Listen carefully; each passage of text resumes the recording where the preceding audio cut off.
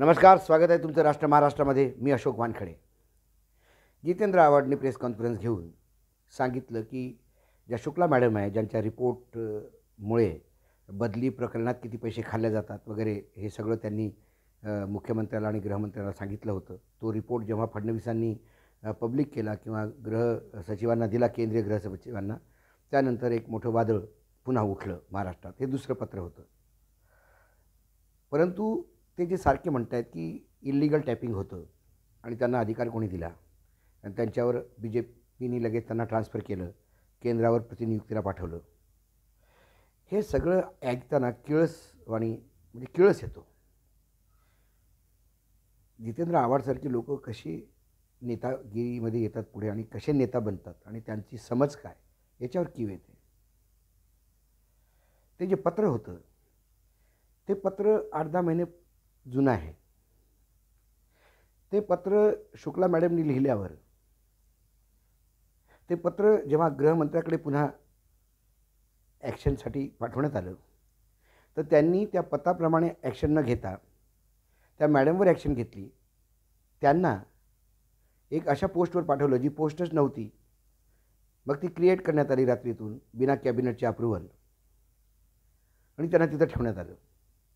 आणि मग 2-3 महिन्यानंतर ते प्रतिनियुक्तीवर गेल्या. 3 महिन्यात ते पत्र पडून होतं. ते पत्र मुख्यमंत्र्यापासून गृहमंत्र्यापर्यंत सगळ्यांनी पाहिलं. होम सेक्रेटरीनी पाहिलं, CPनी पाहिलं. पण त्या पत्रामधला मजकूर त्यांना कळलाच नाही. जेव्हा देवेंद्र फडणवीसनी ते पत्र पुन्हा उचललं मग त्यात त्यांना कळलं की हो, फोन टॅपिंग झालेलं आहे. जर फोन टॅपिंग हे इल्लिगल होतं तर मॅडम जेव्हा महाराष्ट्रात होत्या तेव्हाच त्यांना सस्पेंड करून तुरंत इन्क्वायरी का केली नाही? कारण फोन टॅपिंग हा फार मोठा गंभीर गुन्हा आहे. फोन टॅपिंगमुळे सरकारं गेलेली आहेत. फोन टॅपिंग केलं हे कळायला यांना इतके दिवस लागतात. ते पत्राचा मजकूर समजावण्यासाठी त्यांना देवेंद्र फडणवीस लागतात आणि ते म्हणतात की आता प्रतिनियुक्तीवर आहेत. आम्ही प्रतिनियुक्तीवर असल्यावर सुद्धा तुम्ही ॲक्शन करू शकता.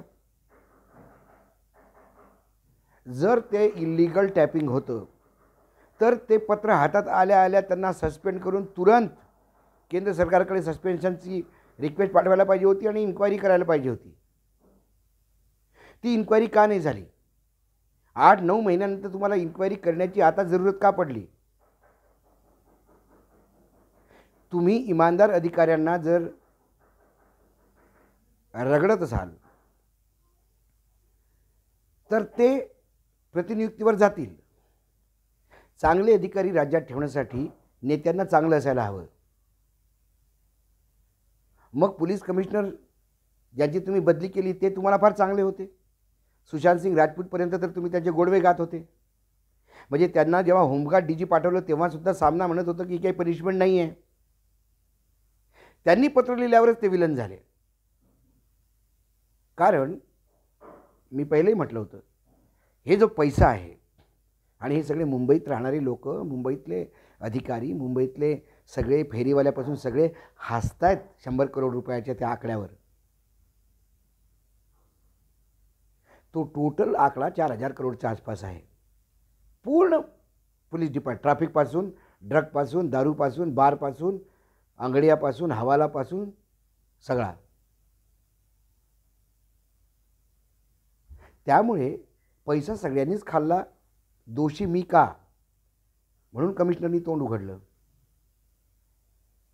मला वाटतं देशमुखांवर ॲक्शन घेण्याची पण हीच भीती आहे.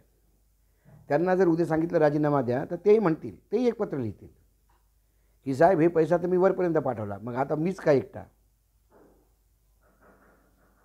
त्यामुळे ही सगळी एकामेकाची झाकाझाकी आहे. त्यामुळं प्रेस कॉन्फरन्स घेऊन कुठल्याही अधिकारी, इमानदार अधिकाऱ्याला BJPचा म्हणणं किंवा कुठल्याही पत्रकारांनी जर सरकारवर प्रश्न विचारले तर त्यांना ते सरळ BJPवाले म्हणतात आणि BJPला प्रश्न विचारले तर ते म्हणतात की हे काँग्रेस सेनेचे लोक आहेत. लोक इमानदार पण असतात, पण इमानदारी आणि राजकारण हे सोबत जाऊ शकत नाही. आणि जितेंद्र आव्हाड आणि इमानदारी आणि या सगळ्या गोष्टी केल्या तर ठाण्यातले लोक माझ्या याला फार मोठा जोक मानतील. आज एवढंच. पुन्हा येतो उद्या काही नवीन बातमीसोबत. तोपर्यंत नमस्कार.